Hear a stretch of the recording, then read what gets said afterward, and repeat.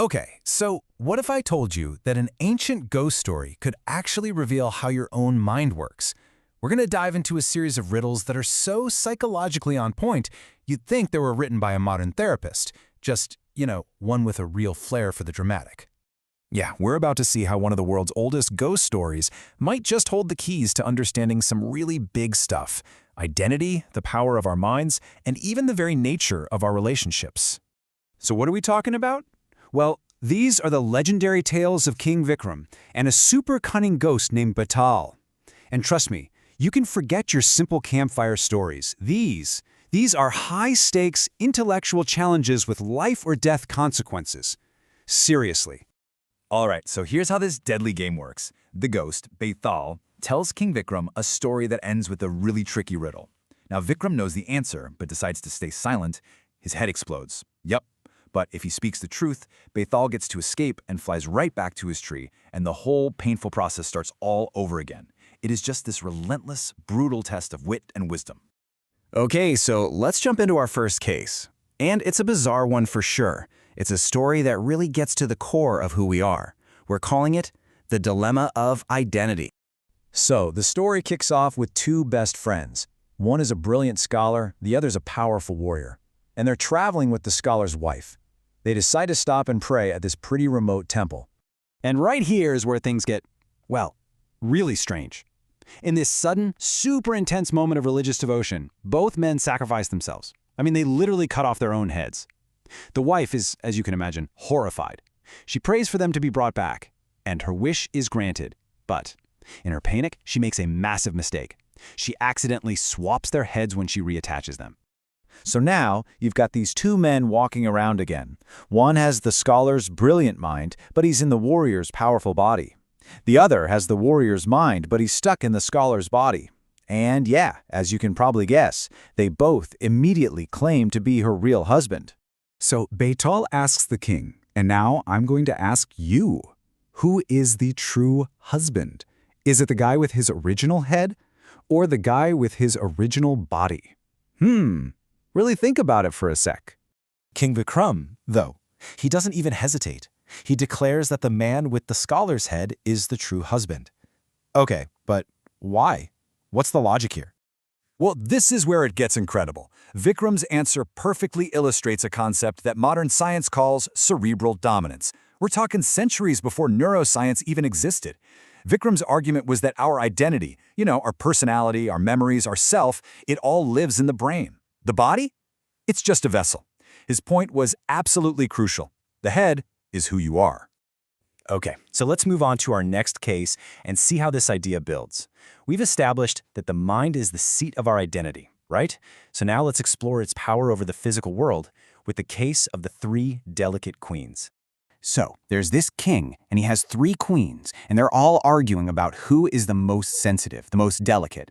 The first queen, she fainted just from the pain of a single lotus petal falling on her. The second queen was so sensitive that moonlight, actual moonlight, hitting her skin while she slept left her with real burn blisters. But the third queen, wow, she just heard the distant sound of grain being pounded, and that sound, just the sound, caused her hands to become bruised. So once again, Betaal poses the question, of these three unbelievably sensitive women, who is truly the most delicate? And Vikram's answer is kind of surprising. He says it's the third queen, the one who was bruised by a sound. Now think about that. The first two queens, they reacted to a physical touch, right? No matter how light it was still physical. But the third queen, she had no physical contact at all. What we're looking at here is a perfect, even if it's a bit exaggerated, example of what we now call a psychosomatic response. Vikram realized that the third queen's mind was so incredibly powerful, so sensitive that it could create a real physical injury, actual bruises from nothing more than a sound. Her mind was literally creating her physical reality, and that, in his view, made her the most profoundly delicate of them all. All right, for our final dilemma, we're going to shift gears a little bit. We're moving from the self to our relationships with other people. We're calling this one the function of love, and we'll explore it through the case of the girl and the three suitors. So the setup is this. A young woman dies tragically. Three men who are all in love with her are just completely heartbroken. So the first suitor gathers up her ashes and basically guards them 24/7. The second suitor, he travels far away to perform holy rites to bring peace to her soul. And the third one? He wanders the earth, determined to learn a secret magical spell to bring her back to life. Okay, so years go by, the third suitor finally returns, and using the magic he learned, he actually does it. He revives her from the very ashes the first suitor was guarding. She's alive. And, as you can guess, all three men immediately claim she should marry them. So, here's the final riddle. Who has the rightful claim to marry her? The guy who literally gave her life back?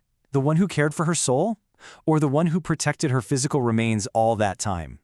Vikram's choice is suitor A, the guardian. And his logic here is just incredibly sophisticated. He doesn't look at how big or impressive their actions were, he looks at their function. And this is where it gets really interesting, because we can break down Vikram's reasoning using a modern idea called functional role theory. Think about it. Suitor C, the one who brought her back to life, he basically gave her life, which is the role of a father. Suitor B, who performed the funeral rites, that's a duty traditionally done by a son. It's only suitor A, the one who stayed by her side to protect and guard her, who actually performed the functional role of a husband. His whole action was about constant companionship and protection. So when you step back and look at all three of these stories together, a really clear picture starts to emerge. These ancient fables, they're not just entertainment. They're basically a form of proto-psychology. They're exploring the deepest questions of what it means to be human, all through these clever little thought experiments. So what are the big takeaways from all this? What have we learned? Well, there are three pretty powerful lessons that are just as true today as they were back then. First, your true identity, it's in your mind, your consciousness. Second, that consciousness is powerful enough to actually create your physical reality. And third, our relationships, they're often defined not by what we say or feel, but by the role we play, by what we actually do. And that really leaves us with one final pretty provocative thought. If these ancient, kind of spooky riddles contain such deep psychological insight, it really makes you wonder, right? What modern problems in our own lives, our own relationships, could we start to solve if we looked at them not just with new technology, but with this kind of ancient wisdom? Something to think about. Thanks for joining me on this one.